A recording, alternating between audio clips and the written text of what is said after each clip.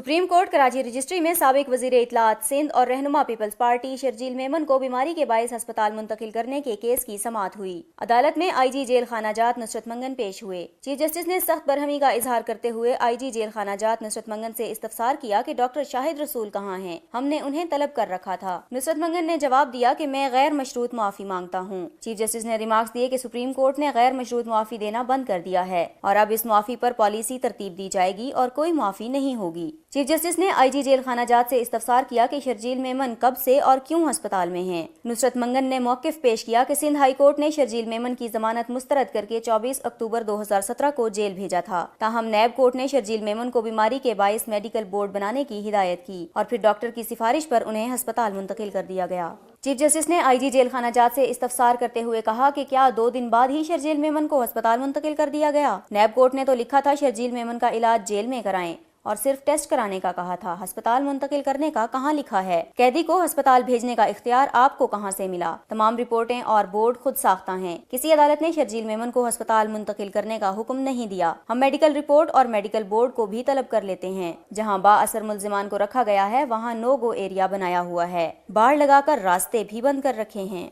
Chief justice ने कहा हम देखेंगे कि शर्जील मेमन का केस किस तरह पंजाब भेज दें। अदालत उज़्मा के पास इख्तियार मौजूद है और कानून भी मौजूद है। अदालत ने IG जेल खाना जात को हुक्म दिया कि शर्जील मेमन को आज ही जेल मुंतकिल किया जाए, बल्कि जितने भी मुल्जिमान अस्पताल में रखे गए हैं उन्हें 4 से 5 रोज में वापस जेल भेज दिया जाए। अगर अदालती हुक्म पर अमल दरामद ना हुआ तो सख्त कार्रवाई की जाएगी।